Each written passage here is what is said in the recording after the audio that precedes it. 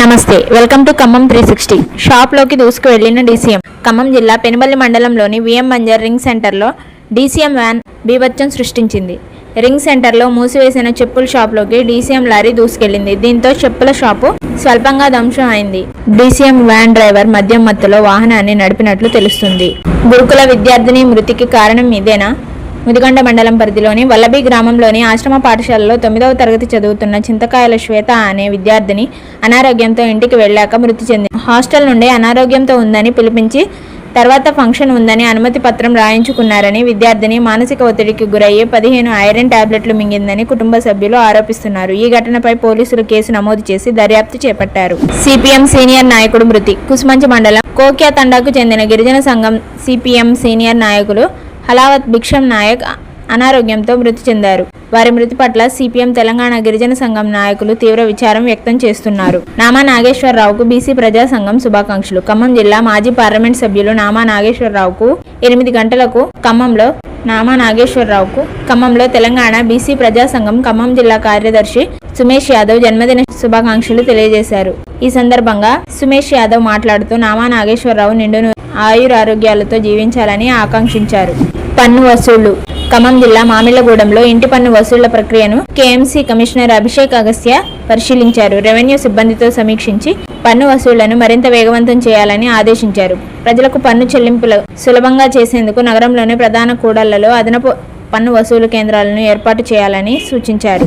పారిశుద్ధ్య పనులపై KMC commissioner పర్యవేక్షణ.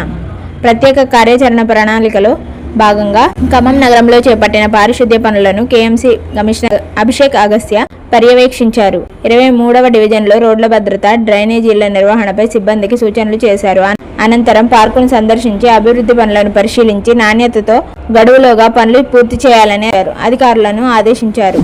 ఖమ్మంలో నేడు రేపు మంచినీటి సరఫరా బంద్. జీల చెరువు 90 MLD నీటి శుద్ధి కేంద్రంలో మెయింటెనెన్స్ పనుల కారణంగా 2 రోజులు తాగునీటి సరఫరా నిలిపివేస్తున్నట్లు ఎంబీ గ్రిడ్ ఎగ్జిక్యూటివ్ ఇంజనీర్ తెలిపారు. నేలకొండపల్లి, ఖమ్మం రూరల్, రఘునాథపాలెం, ఖమ్మం నగరంలో పూర్తిగా కూసుమంచి, ముదిగొండ మండలాల కొన్ని గ్రామాల్లో నీటి సరఫరా నిలిచిపోతుంది. పనులు పూర్తయ్యాక బుధవారం నుంచి యథావిధిగా నీరు అందిస్తామని అధికారులు సూచించారు. మా బిడ్డను వాళ్లే బలి తీసుకున్నారు. ముదిగొండ వల్లభి గిరిజన ఆశ్రమ పాఠశాల విద్యార్థి శ్వేత మృతిపై తల్లిదండ్రులు కన్నీరు మున్నీరవుతున్నారు. తమ కుమార్తె మరణానికి పాఠశాల సిబ్బంది నిర్లక్ష్యమే కారణమని ఆవేదన వ్యక్తం చేస్తున్నారు. పాఠశాల సిబ్బంది తమ బిడ్డను తీవ్రంగా వేధించి మానసిక క్షోభకు గురి చేయడంతోనే శ్వేత టాబ్లెట్స్ మింగిందని ఆరోపించారు. తమ బిడ్డ ప్రాణం తీసిన వారిపై క్రిమినల్ కేసులు నమోదు చేయాలని డిమాండ్ చేస్తున్నారు. బడ్జెట్ సమావేశాలు.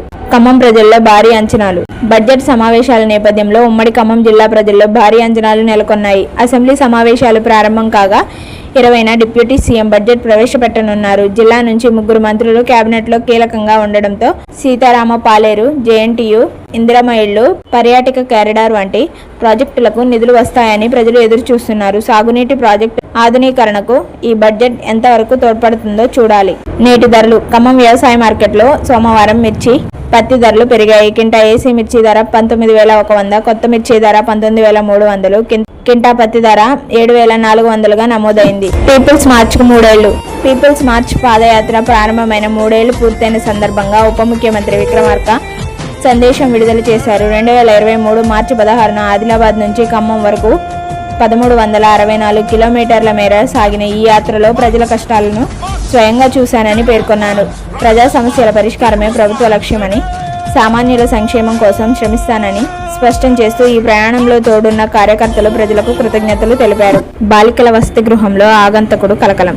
చండ్రుగొండ గిరిజన ఆశ్రమ బాలికల వసతి గృహంలోకి రాత్రి వేళ ఓ ఆగంతకుడు గోడ దూకి ప్రవేశించడం కలకలం రేపింది. విద్యార్థినులు భయంతో కేకలు వేయడంతో సదరు వ్యక్తి పరారయ్యాడు. ఈ విషయాన్ని గోప్యంగా ఉంచేందుకు నిర్వాహకులు ప్రయత్నించగా విషయం తెలుసుకున్న తల్లిదండ్రులు అధికారులను నిలదీశారు. సీసీ కెమెరాలు పనిచేయకపోవడంపై మండిపడ్డారు. భద్రతా వైఫల్యంపై ఉన్నతాధికారులు స్పందించాలని బాధితులు డిమాండ్ చేస్తున్నారు.